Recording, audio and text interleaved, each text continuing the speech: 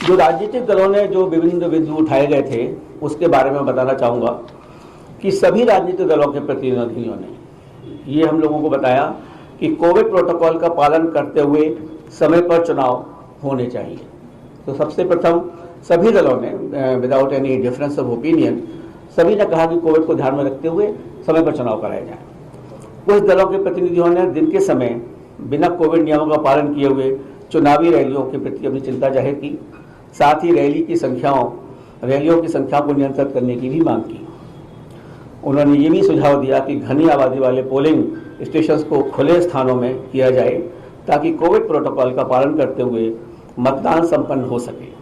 कुछ दलों के प्रतिनिधि ने मांग की कि 80+ सीनियर सिटीजन्स और दिव्यांग वोटर्स जिन्हें घर बैठे पोस्टल बैलेट की सुविधा दी गई है उनकी सूची भी उनको दी जाए।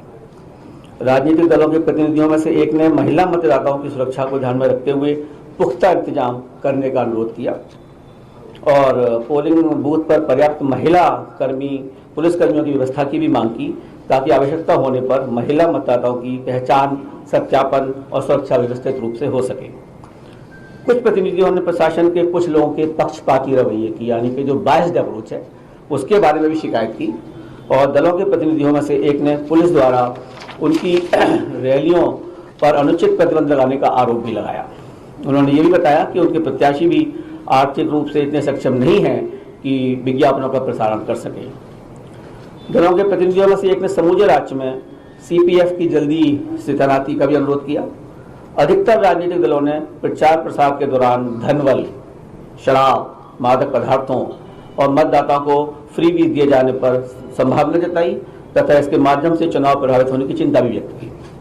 विभिन्न राजनीतिक दलों के प्रतिनिधियों ने हेट स्पीच तथा रैलियों में बेहिसाब इस्तेमाल किए जाने पर चिंता की। राजनीतिक दलों के प्रतिनिधियों में से एक ने पेड न्यूज को लेकर भी अपनी चिंता व्यक्त की है। राजनीतिक दलों के प्रतिनिधियों ने जिन मुद्दों पर अपने आयोग के समक्ष रखे हैं उन सभी मुद्दों से आयोग अवगत है। भारत निर्वाचन आयोग मतदान प्रक्रिया को और अधिक सुगम, सहज, सरल और प्रलोभन मुक्त करने के लिए सदैव प्रयासरत है।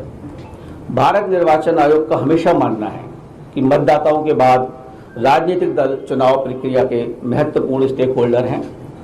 आयोग ने राजनीतिक दल के प्रतिनिधियों को आश्वासन भी दिया है कि हमारा प्रयास स्वतंत्र, निष्पक्ष, सहभागी, प्रलोभन युक्त और कोविड सेफ चुनाव कराने का है, inclusive and accessible elections, so that हमारा जो मोटो है that no voter should be left behind, that is our basic motto and commission will do each and every possible act for that particular direction. मैं आपको इसके बारे में बताना चाहता हूं कि जो हमारा मतदाता पंजीकरण का जो अभी कार्यक्रम चल रहा है और जो चला है और 5 तारीख को जो ड्राफ्ट रोल प्रकाशित होना है उसमें हमारे अधिकारियों ने उसमें काफ़ी मेहनत की है और क्या क्या उसके परिणाम हुए हैं वो आपके समक्ष रखना चाहूँगा। जो हमारा विशेष संक्षिप्त पुनरीक्षण जिसको हम SSR बोलते हैं, 5 जनवरी 2022 को निर्वाचक नामावली अंतिम रूप से प्रकाशित की जाएगी। राज्य में अभी तक मतदाताओं की कुल संख्या लगभग 15.02 करोड़ से अधिक है। अंतिम प्रकाशन पर मतदाताओं के वास्तविक आंकड़े स्पष्ट होंगे। इसके बाद भी नामांकन दाखिल करने का आखिरी तारीख तक भी मतदाता क्लेम्स ऑब्जेक्शन सबमिट कर सकते हैं। असल में कुछ लोगों को ये भ्रांति है कि जब ये प्रकाशित हो रही है शायद हमारा नाम उसके बाद इसमें ना लिखा जाए। तो मैं ये भी बताना चाहूँगा आपके जरिए सभी लोगों को कि ये प्रकाशित होने के बाद भी लोग देख लें, अगर किसी का नाम उसमें नहीं लिखा गया है या किसी का नाम कटने से ही रह गया है तो उस तरह के सारे क्लेमों को वो जो हमारे नॉमिनेशन की आखिरी दिन होती है उस तक वो अपने क्लेम्स और ऑब्जेक्शन फाइल कर सकते हैं। तो अभी ये नहीं है कि जी खत्म हो गया अब हमारा नाम कैसे जुड़ेगा। तो ये जो चिंता है किसी के भी दिमाग में वो आप ही उसको निकाल सकते हैं, आप ही वहां तक हमें पहुंचा सकते हैं। विशेष संक्षिप्त पुनरीक्षण 2022 के दौरान अब तक 52.8 लाख 52.8 लाख नए मतदाताओं को इलेक्टोरल रोल में सम्मिलित किया गया है, जो कि अपने आप में एक रिकॉर्ड है। इसमें लगभग 23.92 लाख पुरुष और 28.86 लाख महिला मतदाता हैं। इन नए मतदाताओं में 18 से 19 आयु वर्ग के करीब 19.89 लाख शामिल हैं, जो कि पिछले SSR के मुकाबले 3 गुने अधिक हैं। यानी कि पिछली बार जो ये 18 से 19 तक के मतदाता थे, इनका परसेंटेज पूरे इलेक्टोरल रोल में कुल 0.51% था, जो कि बढ़कर अब 1.32% हो गया है। हमारा ये उद्देश्य है कि जितने लोग भी 18 साल 1 जनवरी 2022 को हो रहे हैं, वो सभी इलेक्टोरल रोल में शामिल हों। और इसके लिए हमारे अधिकारियों ने बहुत ही डिफरेंट तरह से प्रयास किया। कॉलेजेस में जो इलेक्टोरल लिटरेसी क्लब बनाए, लोग वहाँ पहुँचे जा जाके और उनसे अनुरोध किया, उनके वो फॉर्म भरवाए गए 6-6, जिसकी वजह से ये 3 गुना अधिक जो एनरोलमेंट हुआ है। ये इसके लिए अफसरों ने बहुत अधिक कार्य किया है। और एक बहुत और अधिक उपलब्धि हुई है महिला सशक्तिकरण के बारे में, जो महिलाओं को अधिक से अधिक वोटर बनाया गया है। पिछली बार जो इलेक्शन हुआ था 2017 में, उसमें हमारा जो जेंडर रेशो था वो कुल 839 था, यानी कि 839 महिलाएं 1000 पुरुष। और हमारे सामने बहुत बड़ी चुनौती थी कि भाई इसको महिलाओं को भी अधिक से अधिक लोगों को उसमें भर्ती किया जाए, इसमें इनकी एनरोलमेंट किया जाए। तो हमारे अधिकारियों ने आंगनवाड़ी वर्कर्स, आशा वर्कर्स, ब्लॉक लेवल ऑफिसर जो फीमेल हैं, उनको घर घर भेजा, उन लोगों से बात की और उन लोगों को समझाया कि आपका मताधिकार में होना बहुत आवश्यक है और आपको अपना मत का प्रयोग भी करना है और आप अपनी मतदाता सूची में शामिल हों। उसकी वजह से जो ये बढ़ा है 839 जो 2017 में था, उससे बढ़कर ये 868 पहुंच गया है, जो कि 29 पॉइंट प्रति 1000 के हिसाब से जो बढ़ा है, ये एक अपने आप में एक काफ़ी बड़ा वर्क है। और आप देखते होंगे कि जो पूरे शामिल हुए हैं उसमें 23.92 लाख पुरुष और 28.86 लाख महिला मतदाता हैं। तो जो महिला मतदाताएं बढ़ी हैं वो रफली 5 लाख ज़्यादा हैं पुरुषों के मुकाबले। तो ये जो इस दिशा में काम किया गया है, इसका रिजल्ट भी बहुत अच्छा आएगा, जो कि वोटर टर्नआउट जो मैं आपसे बाद में डिस्कस करूंगा उस पर भी इसका प्रभाव पड़ेगा और पूरा महिलाओं का इसमें पूरा योगदान रहेगा। ये हमारा एक अथक प्रयास है।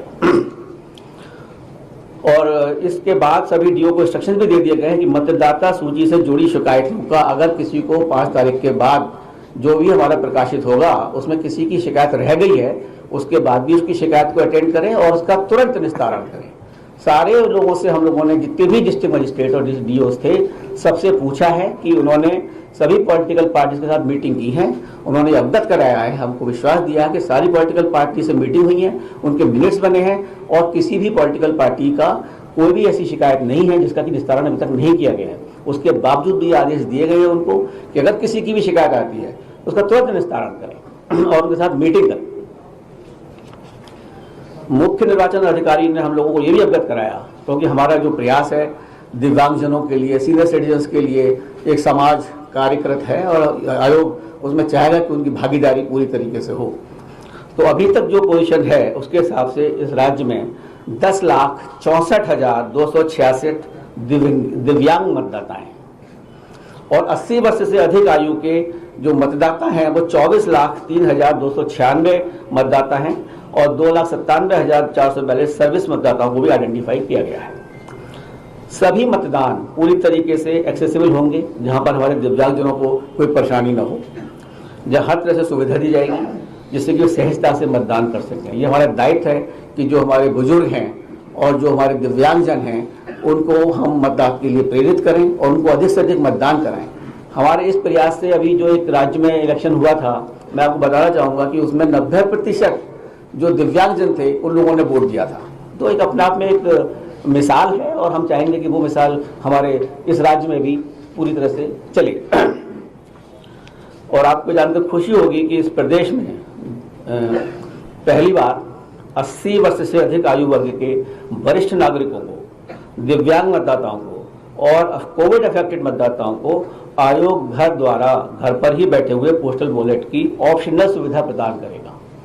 मतलब कि आपकी इच्छा है, हम तो आपको चाहते हैं कि आप आए हमारे पोलिंग स्टेशंस पे, जो कि पूर्णतः आपके लिए सुरक्षित हैं।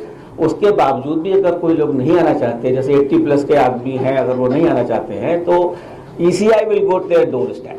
ECI is at the doorstep of these senior citizens, of these divyang persons and these persons who are absolutely COVID affected. We will go to their home. लेकिन इसमें पूर्णतः पारदर्शिता बढ़ती जाएगी। कुछ पॉलिटिकल पार्टीज का थोड़ा सा कंसर्न था। मैं बताना चाहूँगा कि जो लोग भी इस तरह से अपने फॉर्म भरेंगे और जो इसमें आना चाहेंगे कि हम घर से ही वोट देना चाहते हैं, उनका नाम पॉलिटिकल पार्टीज को दिया जाएगा, जो हमारी टीम जाएगी उसकी वीडियोग्राफी होगी, टाइम बताया जाएगा। और ये भी मेंटेन किया जाएगा सीक्रेसी डिस्टर्ब ना हो, because ultimately it has to be secret ballot. So secrecy maintain रहे, लेकिन साथ में पारदर्शिता हो और निष्पक्षता हो। ये एक बहुत बड़ी चीज है और चुनौती है जिसको कि हम लोग पूरा करेंगे, और सभी लोगों को उसमें हम लोगों का सहयोग देना चाहिए कि अगर हम उनके घर पर जा रहे हैं, पहली बार इस तरह की सुविधा दी जा रही है। हालांकि बहुत से लोगों ने इसको नहीं लिया और उन्होंने कहा क्योंकि ये तो एक पर्व है और हम लोग जाना चाहेंगे बूथ पर। तो जब हम लोगों ने बिहार में इस तरह से सबसे पहले शुरू किया था, तो वहाँ पे कुल 3% लोगों ने कहा कि हम आपको घर बैठे बैठे हम इलेक्शन करेंगे, बाकी लोग तो सब बूथ पर ही आए थे। तो इस तरह से यहाँ पर भी हम जो चाहेंगे जो लोग फॉर्म भरेंगे उसकी विधिवत सूचना दी जाएगी पॉलिटिकल पार्टीज को, और उनको पूरी तरीके से, जो मेरा एक सुझाव है हमेशा कि DCI is at your ECI is at your door step. तो ये इसके द्वारा हम चाहेंगे कि मतदान इसी तरीके से हो और उन लोगों को हम मतदान में भागीदारी बना सके। और मैं आपको मतदान केंद्र और मतदाताओं की सुविधा के बारे में बताना चाहूंगा। कोविड को ध्यान में रखते हुए पहले जो हमारे बूथ थे वो 1500 लोगों के ऊपर एक बूथ बनाया जाता था। हमने इसको घटाकर 1250 कर दिया है, और इसलिए ऑन एन एवरेज 860 लोग एक बूथ के ऊपर बनाए गए हैं। इससे हमारी जो पोलिंग बूथ की संख्या है वो 11,000 बढ़ चुकी है ऑलरेडी। तो इसके कंसिक्वेंस में जितना स्टाफ वगैरह लगाना होता है वो भी बढ़ गया है, जिनके लिए ज़्यादा लोग लगाए जाएंगे। तो हमारे बूथ जो हो गए हैं वो 1,74,351 मतदान स्थल हैं, और इस तरह के बूथ हमारे जो बढ़ाए गए हैं वो 11,000 हैं। सभी DOs को हम लोगों ने निर्देश दिए हैं कि जहाँ पर भी पोलिंग स्टेशंस किसी भी लोकेशंस पे अगर 5 पोलिंग बूथ हैं तो वो खुद जाकर उसकी समीक्षा करें, खुद जाकर देखें कि वहाँ पर पूरी तरीके से सब भीड़ को मैनेज करने की व्यवस्था है या नहीं है, एग्जिट और एंट्री पॉइंट प्रॉपर है या नहीं है, बैठने की व्यवस्था प्रॉपर है या नहीं है। तो इस तरह से वो स्वयं खुद जाकर देखें। कहीं कहीं जहाँ पर हैं 10-10 पोलिंग स्टेशंस भी हैं एक पर्टिकुलर लोकेशंस पे, जहाँ बहुत बड़े बड़े ग्राउंड्स हैं, बहुत बड़े बड़े कॉलेजेस हैं, but we have seen these officers will go themselves, verify that proper arrangements are made. और ये हमारा चुनाव आयोग बिल्कुल इसके लिए प्रयासरत है कि सभी पोलिंग बूथ्स पर assured minimum facilities will be provided, meaning thereby that सभी पोलिंग बूथ्स पर पानी की व्यवस्था, शौचालय की व्यवस्था, बैठने की व्यवस्था, बिजली आपके लिए और दिव्यांगजनों के लिए एक जेंटल रैंप की व्यवस्था, हर जगह जो हमारे पोलिंग बूथ होंगे रैंप की व्यवस्था की जाएगी, जिससे कि व्हील चेयर की व्यवस्था की जाएगी और वॉलंटियर्स की व्यवस्था की जाएगी, और उनको पिक एंड ड्रॉप की फैसिलिटी भी फ्री में दी जाएगी। जो भी आना चाहते हैं वो अपनी PWD ऐप है उस पर भरें या वैसे ही हमें सूचित करें, और हमारा कमीशन उसके लिए खुद सारी व्यवस्थाओं की अरेंजमेंट करेगा, और दिव्यांगजन जिससे कि अपना वोट सुचारू रूप से कर सके। राज्य में 4030 मॉडल मतदान केंद्र बनाए जाएंगे, मतलब प्रत्येक असेंबली कंस्टिट्यूएंसी में लगभग 10 आइडियल पोलिंग बूथ होंगे, जिसमें कि बहुत अच्छी तरीके से जो भी स्पेस और जो भी होगा उसको दिखाया भी जाएगा, उसको करा जाएगा, so that everybody should see that what is the model this thing. और वुमेन पार्टिसिपेशन के लिए हम चाहते हैं कि महिला सशक्तिकरण पर, जैसे पहले बताया मैंने आपको, एक प्रॉपर अफेक्ट आना चाहिए, उनको उस भागीदारी में एक फीलिंग आनी चाहिए कि स्ट्रेंथ इज सेम। इस प्रदेश में कम से कम 800 all women manage polling station बनाए जाएंगे। 403 हमारी कंस्टिट्यूएंसीज हैं, लेकिन हम चाहते हैं कि कम से कम 800 ऐसे पोलिंग स्टेशन होंगे जिसमें पूरे कर्मचारी महिलाएं होंगी और सुरक्षा कर्मचारी भी महिलाएं होंगी। आपने शायद नीचे आने से पहले कुछ स्वीप की जो एक्टिविटीज नीचे हो रही थी वो शायद नीचे देखी होंगी आप लोगों ने, कि किस तरह से हम लोगों ने प्रयास किया है लोगों को बताने का कि महिला बूथ किस तरह से बनते हैं और दिव्यांगों को हम किस तरह से इसको मैनेज करेंगे। उस तरह की चीज़ें शायद आप लोगों ने देखी होंगी, और उसको जिन्होंने नहीं देखी हो वो देखें कि हमने नीचे एग्जीबिशन जो लगाई हुई है थोड़ी सी, उसको आप देखें, जिससे कि इसका प्रचार प्रसार आपके माध्यम से मैक्सिमम हो पाएगा। हम सब तक नहीं पहुंच सकते, लेकिन आपके द्वारा हम 15 करोड़ मतदाताओं तक जरूर पहुंच सकते हैं, ये मेरा पूर्ण विश्वास है। कुछ लोगों ने ये शंका व्यक्त की थी जब हम लोगों ने पूछा कि भाई ये पोलिंग परसेंटेज वगैरह क्यों कम है, तो कुछ ने कहा कि शायद कुछ मतदाताओं ने कि हम पे एपिक कार्ड कोई खो गया है शायद इसलिए हम वोट डालने नहीं गए। मैं बताना चाहूँगा कि एपिक कार्ड के अलावा 11 ऐसे दस्तावेज और हैं जिनके प्रूफ के द्वारा उनकी पहचान की जाएगी, और अगर उनके पास मतदाता एपिक कार्ड नहीं भी है तो उनके जरिए वो जा सकते हैं वहाँ पे और उनको वोट डालने का अधिकार पूर्ण दे दिया जाएगा। जैसे पैन कार्ड है, पोस्ट ऑफिस द्वारा जारी पासबुक है, मनरेगा कार्ड है और आपका आधार कार्ड है।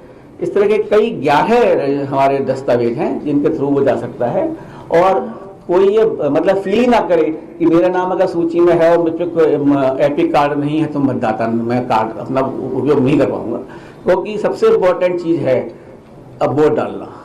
उसके लिए हमारा आयोग जो भी संभव प्रयास होगा उसमें कहीं पीछे नहीं हटेगा, और अगर आपको भी कोई सजेशन देने होंगे तो आप हमें भेजें, और हम चाहेंगे कि हमारे इस प्रदेश का टर्नआउट भी बढ़े, वो भी बहुत आवश्यक है, जिसके बाद मैं आपको बताना चाहूँगा।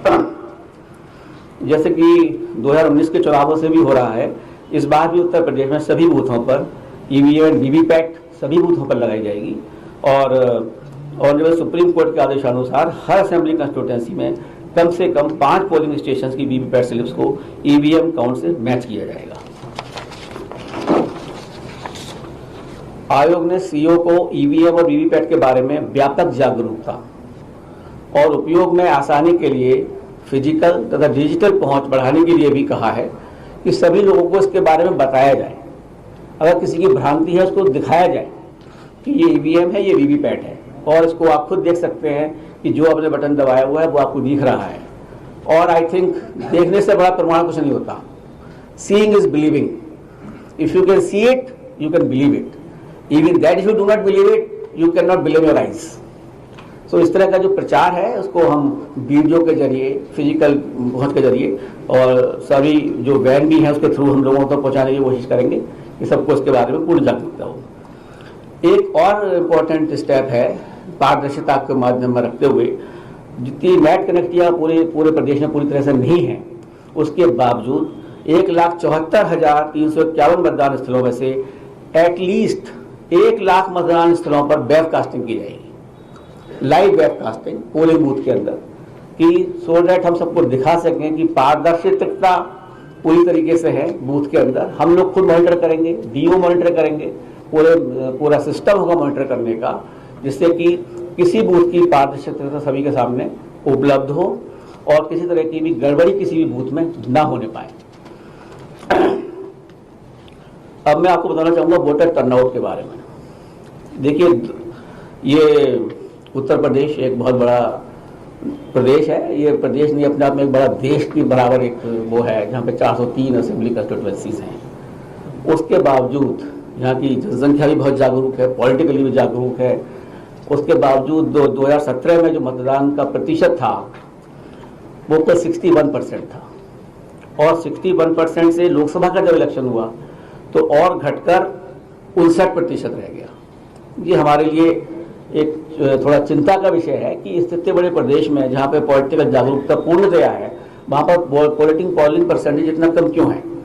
तो हमने इस चीज़ के लिए सभी जिला निर्वाचन अधिकारियों को भी आदेश दिए और उसकी समीक्षा भी की है हम विभिन्न टाइम पर कि ये क्यों कम है और उसके लिए हम लोगों को क्या करना चाहिए। तो सभी डिस्ट्रिक्ट मजिस्ट्रेट्स ने, जितने भी डीओज हैं हमारे, उन्होंने खुद देखा कि कहाँ कहाँ हमारी जो असेंबलीज हैं, जहाँ जहाँ हमारे बूथ हैं, जहाँ पर कम परसेंटेज है स्टेट एवरेज से भी, उनको चिन्हित किया है और वहाँ पर जागरूकता के लिए विभिन्न प्रयास किए गए हैं, जिसमें कि आंगनबाड़ी और आशा वर्कर्स के थ्रू पहुँचा गया है। कुछ महिलाएं आइकन्स हम लोगों ने बनाई है, वहाँ पहुँचा गया है और आइडेंटिफाई किया गया है कि क्यों मतदान है। उनको जागरूकता करने के लिए स्वीप की एक्टिविटीज़ बढ़ाई गई हैं, जिससे कि उनको वोटिंग के लिए प्रेरित किया जा सके और वो वोट डालने आए। और जैसा मैंने बताया कि ऑलरेडी हमने महिलाओं को और युवाओं को इस बार काफ़ी हद तक इसमें इन्वॉल्व किया है, तो इसलिए हमें उम्मीद है कि उनके भागीदारी के द्वारा जितने अवेयरनेस प्रोग्राम चलाए जाएंगे वो उसमें भागीदारी करेंगे और जो ये परसेंटेज वोटिंग परसेंटेज का है ये बढ़ना चाहिए। और मैं चाहूँगा कि आप लोग भी इस दिशा में प्रयास करें कि मतदाता का जो मताधिकार मिला है उसको हम खाली 61% लोग यूज़ कर रहे हैं। ये एक ऐसा देश था जहाँ पर आज़ादी के फौरन बाद सभी 18 वर्ष से लोगों को ऊपर कोई मतदान प्राप्त हो गया था, सारे एडल्ट लोगों को। तो इसकी हम लोगों को महत्ता समझनी चाहिए और इसमें हमें भागीदारी लेनी चाहिए, तभी हम इस चीज़ के हकदार होंगे कि सरकार ने ये काम अच्छा किया या नहीं किया।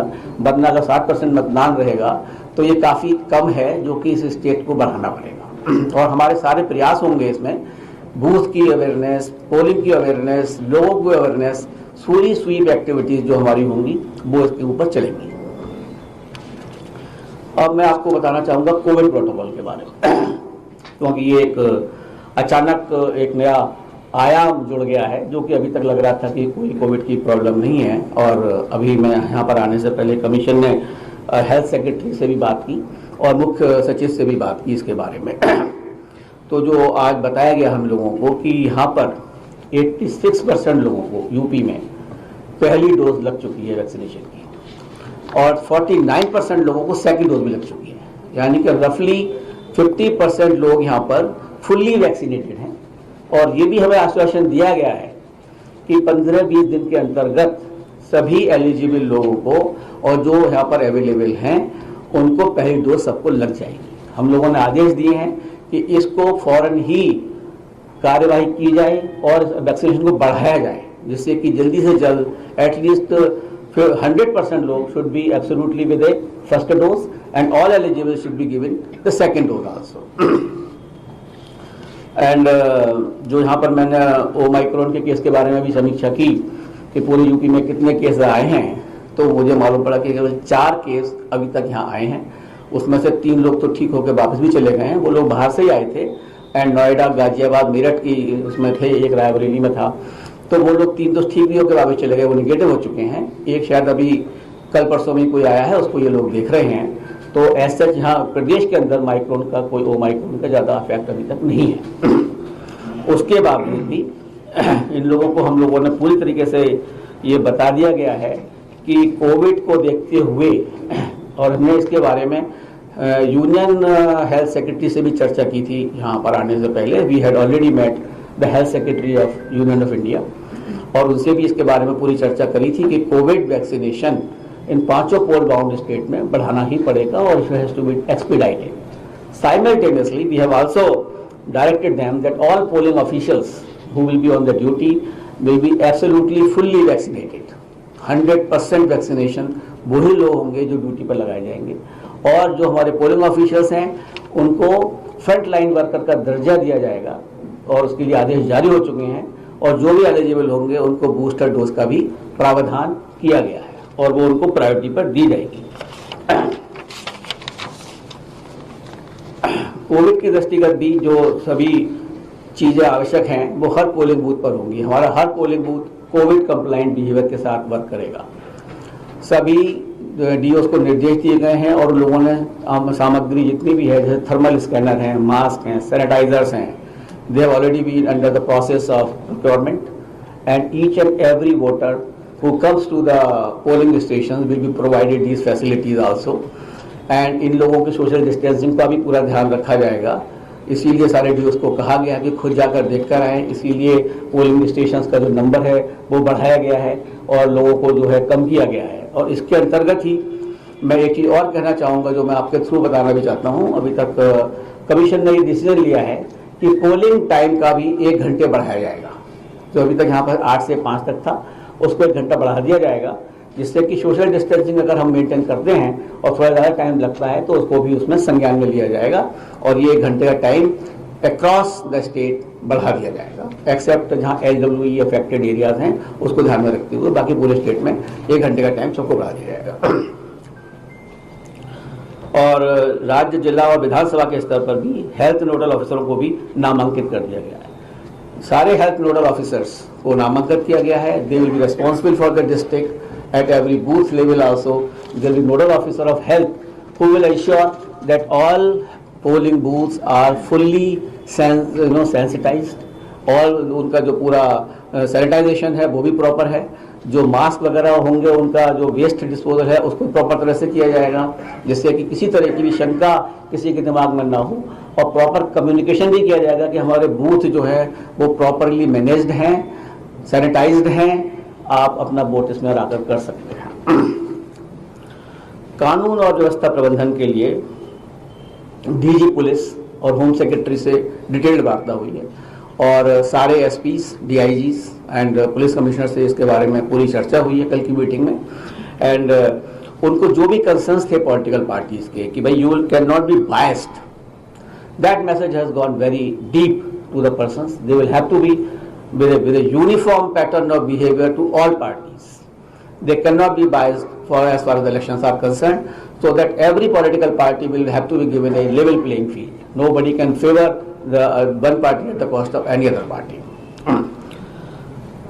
और इसके अंतर्गत जो हमारे कमीशन के आदेश होते हैं कि जो भी अधिकारी 3 साल से ऊपर किसी भी इलेक्शन प्रोसेस में जो लोग लगे हुए हैं और वो 3 साल से अधिक किसी जगह पोस्टेड हैं, उनका ट्रांसफर किया जाएगा और उस तरह का सर्टिफिकेट चीफ सेक्रेटरी और डीजी पुलिस दोनों आयोग को 31 तारीख के दिसंबर के बाद भेजेंगे। मैं ये बताना चाहता हूं जो आज सुबह की समीक्षा हुई है उसमें 5000 से अधिक पुलिसकर्मियों का ऑलरेडी ट्रांसफर हो चुका है और जो थोड़े बहुत रह गए हैं वो कर दिए जाएंगे और 1 जनवरी को उन दोनों ने आश्वासन किया है कि सर्टिफिकेट हम लोगों को दिया जाएगा। इसमें 3440 sub inspector, 1440 SHO, 14 IPS officers and 39 PPS officers have already been transferred who were there for last 3 years, so that there cannot be any effect of being there for more than a 3 years period, and this particular direction will have to be fulfilled and they have assured us that the certificates will be given on the 1st of January itself. आयोग ने सभी under this कानून व्यवस्था के प्रबंधन में vulnerable तथा sensitive constituency को, क्रिटिकल कंस्टिट्यूएंसी को ऑब्जेक्टिव क्राइटेरिया पर निर्धारित करने के निर्देश दिए हैं जिससे कि किसी तरह की भी सब्जेक्टिविटी ना आने पाए और जो रियली वल्नरेबल हेलमेट्स हैं वहाँ के लोगों को कम से कम किसी तरह से कोई वोट डालने को रोक ना पाए और पूरा उनका कॉन्फिडेंस बिल्डिंग मेजर्स किए जाएंगे जिससे किसी तरह की उनको व्यवस्था ना हो, हर आदमी सुचारू रूप से वोट डाल सके। और जहाँ क्रिटिकल हमारे पोलिंग स्टेशंस के और आसपास के एरियाज हैं उनको भी पूरी निगरानी रखी जाएगी और उसको कंप्लीटली पुलिस देखेगी कि किस तरह की भी अराजकता ना फैल पाए।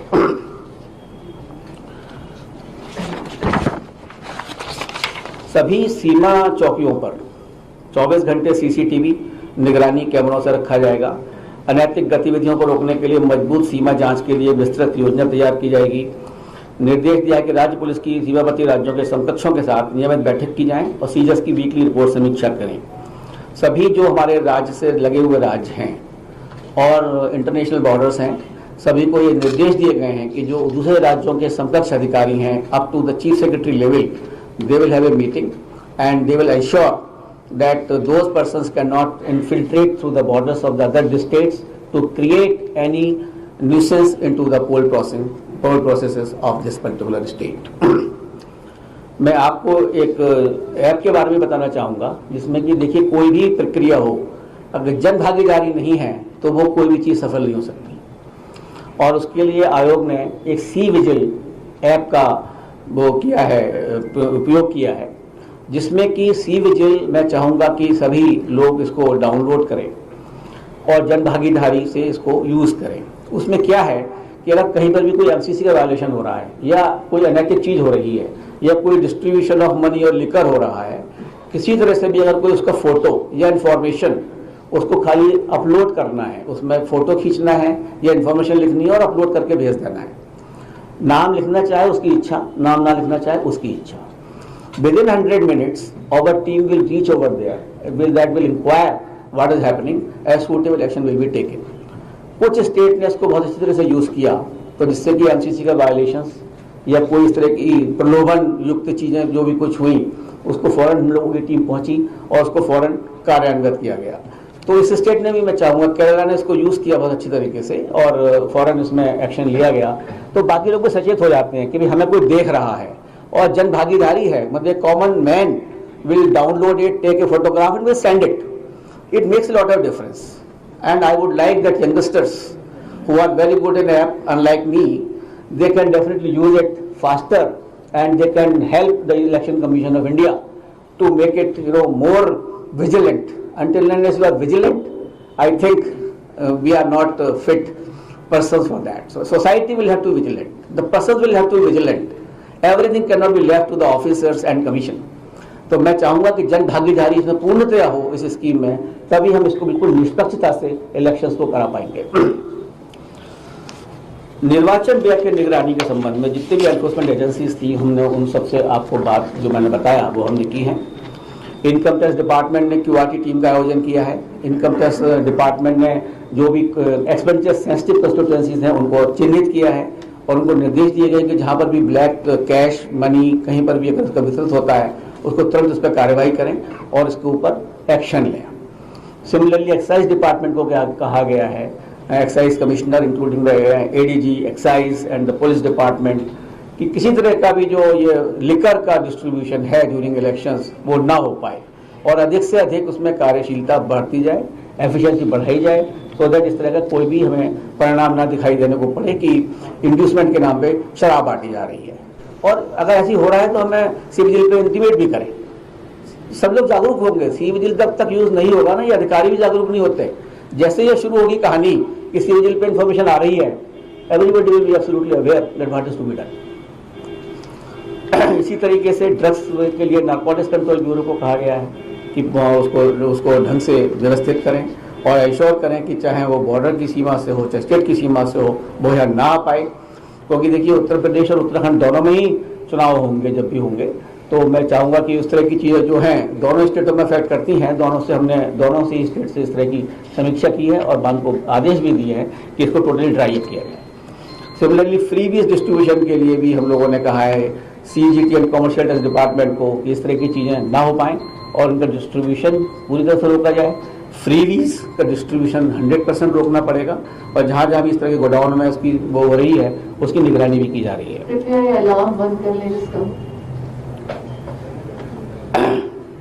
आयोग ने यह भी कहा है कि कोई भी एनफोर्समेंट एजेंसी एक सीरो में काम ना करे, मतलब अपने वातावरण में काम ना करे। सारी एजेंसियां कोऑर्डिनेटेड एफर्ट्स करें कि अगर एक इनकम टैक्स ने पकड़ा है और वो ड्रग्स से संबंधित है तो LCE भी कार्य करे, दारू से संबंधित है एक्साइज डिपार्टमेंट भी काम करे। सभी एनफोर्समेंट एजेंसियों को साथ में काम करना होगा। जितनी अनमैन्ड हेलीपैड्स हैं, ये एयर स्ट्रिप्स हैं, उनके लिए भी निगरानी की पूर्ण व्यवस्था की गई है, जिससे कि कोई अनचार्टर फ्लाइट इस तरह से ना आ पाए जो कि किसी तरह से भी इलेक्शन को विशिएट करे। रेलवेज, एयरफोर्स, इन सभी को पूर्णतः आदेश दिए गए हैं कि इसको बस सख्ती से कार्रवाई की जाए अगर कहीं भी इस तरह की चीज उनकी नजर में आती है। एक अन्य बहुत इंपॉर्टेंट चीज है क्रिमिनल एंटीसिडेंट, आपराधिक पृष्ठभूमि के कैंडिडेट जो खड़े होते हैं, तो ये एक बहुत इंपॉर्टेंट चीज है कि उन लोगों को खुद जो कैंडिडेट है अगर आपराधिक पृष्ठभूमि के हैं तो उन लोगों को मीडिया में, पेपर में, टीवी पे प्रसारित करना होगा।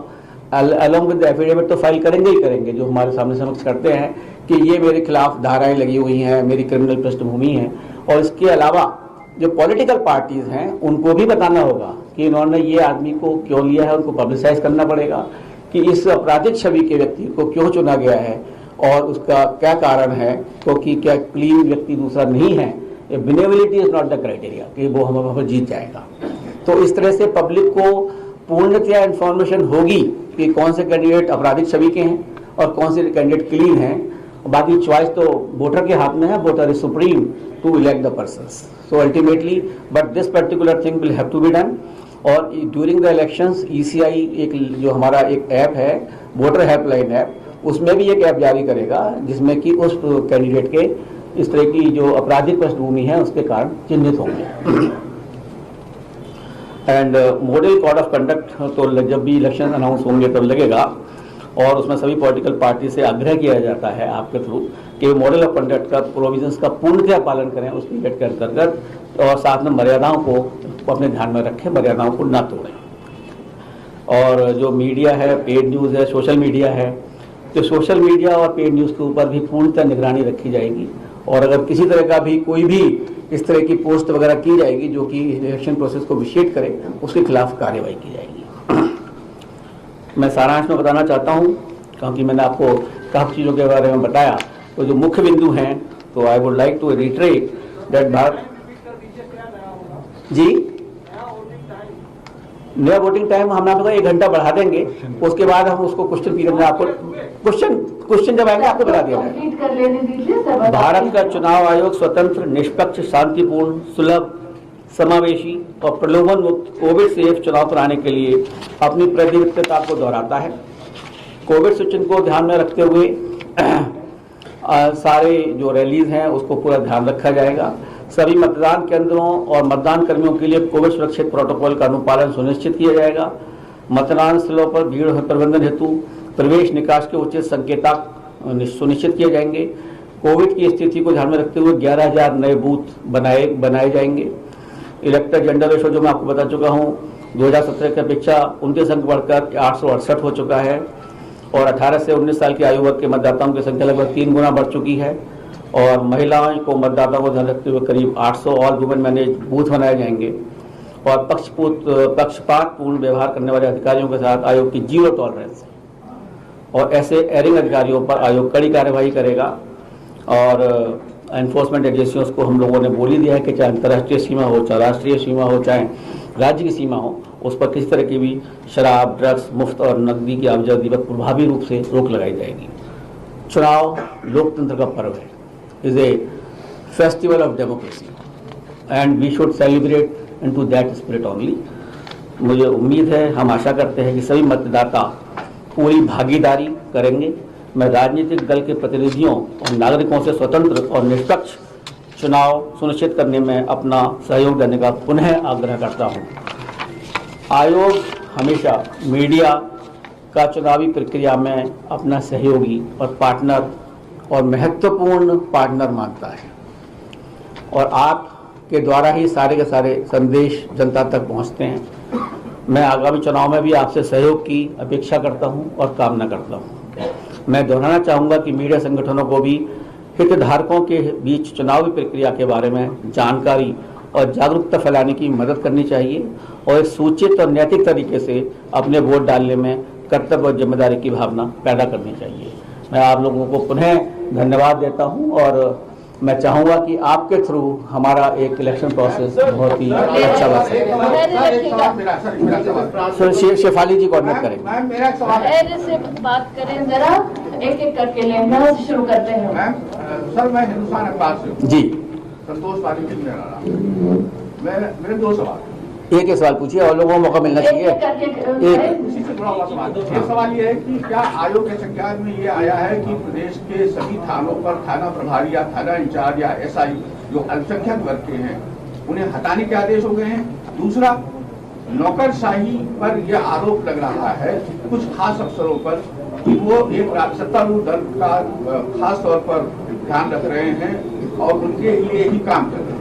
देखिए, मैंने दोनों का जवाब शायद अपनी भाषण में दिया है आपको कि जो आदेश दिए गए हैं वो खाली ये दिए गए हैं कि जो भी किसी इलेक्शन प्रोसेस में इन्वॉल्व हैं उनका ट्रांसफर किया जाएगा। इसमें कोई अल्पसंख्यक या कोई इस तरह की कोई चीज नहीं है और उसके अंतर्गत 5,000 लोगों का ट्रांसफर हो चुका है लगभग, जो मैंने आपको आंकड़े दिए थे, लेकिन उनका ही हुआ है जो 3 साल से लगातार एक कार्यरत एक पोस्ट पर हैं। और निष्पक्ष I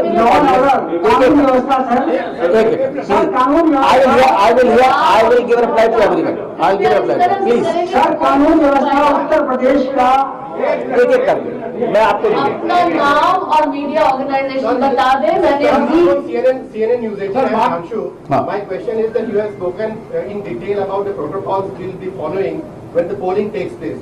Is there any protocol for how the campaigning will take place? Is the election commission thinking about, banning or streamlining the big political rallies which are happening and they can add as a super spreader? Secretary, with Hair Health Secretary, the CS and all DOs only. And whenever the elections will be announced, this point will be definitely considered how the big rallies are to be managed और whether digital communication will have to be increase. But इसके बारे में पूर्णतया एक हमारे दिशा निर्देश जारी होंगे। जब भी इलेक्शन अनाउंस होगा उसमें पूरी तरह से दिशा निर्देश जारी होंगे और SDA और इनका पूरी की एक जो सिचुएशन है वो डायनेमिक सिचुएशन है। आज 3 है, कल 4 है, कहीं खत्म है, कहीं नहीं है, उसको पूरी तरह ध्यान रख के ही हम दिशा निर्देश जारी करेंगे। सर, चुनाव में कानून व्यवस्था सबसे बड़ा इश्यू होती है सर, और उत्तर प्रदेश की कानून व्यवस्था पर ये जो फीडबैक है वो बहुत अप्रिशिएट किया जाता है, राज्य में नहीं बल्कि राज्य के बाहर के राज्यों में भी। तो हम आपने कल समीक्षा की है, तो क्या आप हमको बताएंगे कि आपका उत्तर प्रदेश की कानून व्यवस्था पर चुनाव को दृष्टिगत रखते हुए क्या फीडबैक है? आपका नाम और ऑर्गेनाइजेशन? मेरा नाम दिनेश शर्मा है और मैं स्वतंत्रआवाज.com से हूँ। जी, कानून व्यवस्था की हम लोगों ने सभी एसपी और डीजी से समीक्षा की है और जहां जहां भी कोई कमी अगर नजर आई है उसको उनको फौरन चिन्हित कर दिया गया है और ये सुनिश्चित किया जाएगा कि जब भी इलेक्शन अनाउंस होंगे इसकी कानून व्यवस्था पूर्णतः दुरुस्त है और दुरुस्त रहेगी। सर, मैं विशाल हूँ जी न्यूज से। क्या ये माना जाए कि चुनाव उत्तर प्रदेश में समय पर होंगे और क्या रैलियों पर रोक लगेगी या रैलियां चलती रहेंगी, क्या होगा? देखिए मैं आप हाँ, क्योंकि हाईकोर्ट ने भी कहा है जी, इसको थोड़ा आगे बढ़ाइए, जी, केसेस बढ़ रहे हैं उत्तर प्रदेश में, तो क्या इलेक्शन कमीशन इस पर भी विचार करेगा कि चुनाव को आगे किया जाए?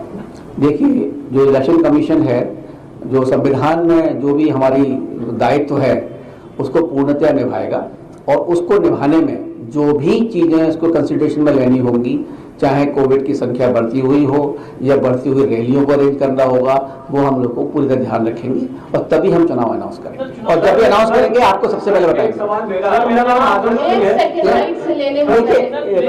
एक एक करके बोले, सभी का जवाब दूंगा, एक एक करके बोले। मेरे सवाल का जवाब नहीं आ पाया, वो बीच में उनका सवाल आप बता दीजिए। आप तो उत्तर प्रदेश में विधानसभा के चुनाव समय पर होंगे? देखिए, ये जब भी चुनाव निश्चित किए जाएंगे सबसे पहले मीडिया को बताया जाएगा। हम चुनाव बिना मीडिया को बताए हुए अनाउंस ही नहीं करते हैं। इंडिया चैनल से आपने कहा हम रैलियों पर अगर कोई रिस्ट्रिक्शन लगाना होगा तो लगाएंगे। क्या हम ये मान लें कि तब तक ये रैलियां इसी तरह से चलती रहेंगे, उसके बाद जो परिस्थिति होगी उसकी रिस्पॉन्सिबिलिटी फिर किसकी होगी? देखिए, जब भी चुनाव होता है, हमारा चुनाव आयोग का जब दायित्व शुरू होता है, जब हम एमसीसी लागू कर देते हैं, उससे पहले जो भी वर्क है वो स्टेट एडमिनिस्ट्रेशन का होता है और एसडीएमए के अंतर्गत जो भी उनकी कार्यवाही होगी वो लोग करेंगे। The moment we announce our elections, the moment MCC comes into play, we will definitely consider whatever you say and you take into account. मैं जवाहर खान जी मीडिया से मेन क्वेश्चन है वो अभी तक क्लियर नहीं हुआ। इलाहाबाद हाईकोर्ट के टिप्पणी के बाद में सरकार और चुनाव आयोग से कि चुनाव होने ना होने को लेकर के ये एक तरीके से सबसे इम्पोर्टेंट होती रही, कैसे कोरोना के केसेस बढ़ते रहे, उत्तर प्रदेश में पंचायत चुनाव होते रहे, केसेस बढ़ते रहे। तो आप लोगों ने इस बैठक, इस 3 दिवसीय दौरे के अंदर किया क्या सर इस होने ना होने को लेकर? देखिए, जो भी चुनाव आपके पंचायत के हुए उससे हमारा कोई वास्ता नहीं है, लेकिन इस चुनाव में हम डेफिनेटली जो भी चीजें हैं, जो भी बिंदुए हैं, उसका पूरी तरह समीक्षा करने के बाद ही क्लैरिटी क्या, बाकी चीजें तो आपको क्लैरिटी जैसे भी हम अनाउंस करेंगे आपको सारी क्लैरिटी मिलेगी। इसका मतलब इलाहाबाद हाईकोर्ट जिस तरह का अपील का कोई मतलब उसका भी संज्ञान लिया जाएगा। बस शर्मा हूँ पर्टिकुलर ऑफिसर्स के खिलाफ जो पॉलिटिकल पार्टीज ने शिकायत की है उनको लेकर के क्या निर्णय लिया गया है? क्या कुछ ऑफिसर्स को लेकर क्या आरोप लगाया गया कि वो सीधे पुलिस को गवर्न करते हैं? देखिए, जो मैंने आपको बताया कि जितने भी लोग थे वो ऑलरेडी जितने ट्रांसफर होने थे वो ट्रांसफर भी हो चुके और जो रह गए हैं उनका ट्रांसफर किया जाएगा। ठीक है, जो 3 साल से अधिक के हैं और जो भी शिकायत किसी की दी गई है या दी जाएगी उस पर भी आयोग पूरी जांच करके निश्चित कार्यवाही करेगा।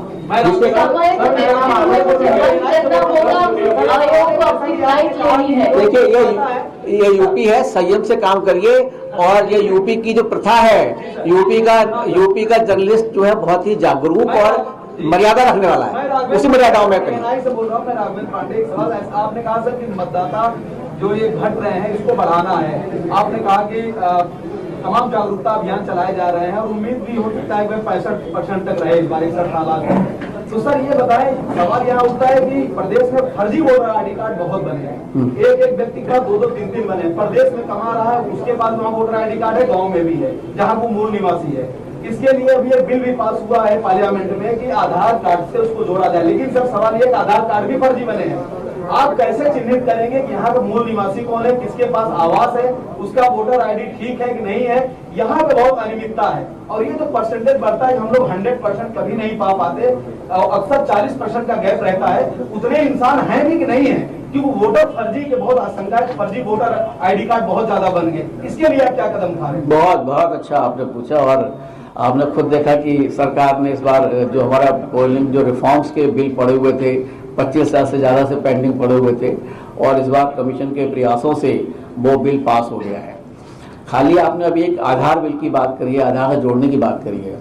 आपने एक बहुत इंपॉर्टेंट जो बिल पास हुआ है, जो बहुत अच्छा एक्ट पास हुआ है, मैं उसके बारे में बताना चाहता हूँ। अच्छा है आपने इसको उठाया मुद्दे को, कि अभी तक क्या हो रहा था, जो पहला मुद्दा जो पहला पास हुआ है, 18 वर्ष जब आपके 1 जनवरी में पूरा करते थे तब आपका मतदाता सूची में नाम जागृत हो जाता था।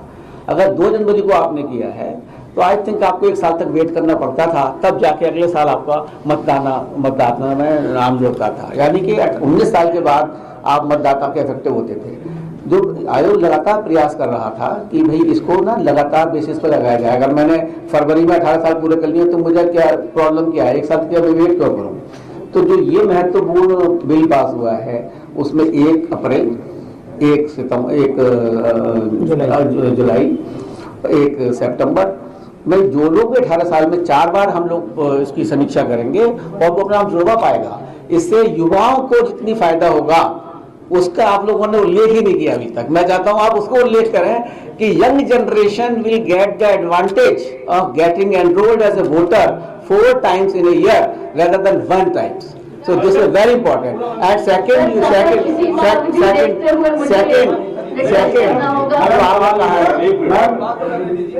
एक जो सेकंड वाला जो आपने बताया हुआ है, हम उसके लिए पूरी तरह से प्रयासरत हैं। और इस समय भी जो डिलीट किए गए हैं, जो लोग डेड हो गए हैं, जो लोग परमानेंटली शिफ्टेड हो गए हैं, उसको खाली आधार नहीं, उसको हमारी और भी प्रक्रियाएं हैं जो डेमोग्राफिकल सिमिलर एंट्रीज हैं, फोटोग्राफिकली सिमिलर एंट्रीज हैं, उनको चिन्हित किया गया और उन पर कार्यवाही की गई और उसको क्लीन हमारा इलेक्टोरल रोल करने का पूरा उद्देश्य। मेरा सवाल ये है कि इसके पहले की चुनाव में देखा गया है कि डिजिटल रैलियों को भी आप लोगों ने प्रमोट किया है। क्या इस बार के विधानसभा चुनाव में डिजिटल रैली का कॉन्सेप्ट यूपी में भी आएगा? बिल्कुल आएगा, क्यों नहीं आएगा। सर मेरा एक सवाल है सर, रिपब्लिक से एक सवाल है सर। कांग्रेस का एक प्रतिनिधिमंडल आपके पास आया था 2 दिन पहले मुलाकात करने, उनकी तरफ से ये कहना है कि वो अनधिकृत प्रतिनिधिमंडल था, उन्होंने वापस आपसे समय मांगा, इसको लेकर क्या हमने हमारे पास जो हमने इनवाइट किया था तो अधिकृत तरीके से जिनको भी अधिकृत किया गया था उन लोगों ने उन्होंने ही अथोराइज किया था। ये आपको कागज दिखा रहा हूँ, कागज देख लीजिएगा, उन्होंने अधिकृत किया था। जिन्होंने लिखा हुआ है लेटर कि हमने अधिकृत नहीं किया था, टेबल में आपको दे दूंगा, अगर आप चाहें तो छाप दे इसको उठा। सर एक सवाल ये है कि जो कोविड संक्रमित मरीज होंगे उनकी वोटिंग कैसे होगी? जो कोविड संक्रमित होंगे उनको वोट करने का अधिकार? बिल्कुल, बहुत सही आपने सवाल किया। कोविड संक्रमित लोगों को हम घर जाके अगर वो फॉर्म 12BD भरते हैं कि मैं घर पर हूँ, मैं कोविड संक्रमित हूँ, हमारी टीम घर जाएगी, बाकायदा PPE किट पहन के जाएगी और उनका वोट लेकर आएगी। पोलिंग सेंटर तक बुलाया था, इस बार वो व्यवस्था नहीं रहेगी क्या? नहीं बुलाया था।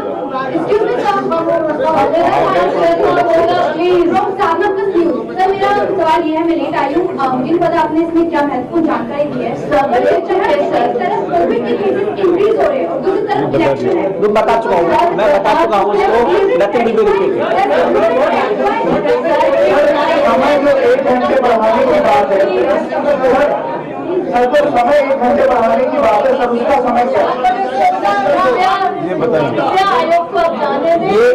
ये आपको बता देंगे हम कि 7:30 से 5:30 होगा या 8 से 6 होगा, हम आपको पूरा जागृत बना देंगे, लेकिन 1 घंटा बढ़ा दिया है ये पक्का है।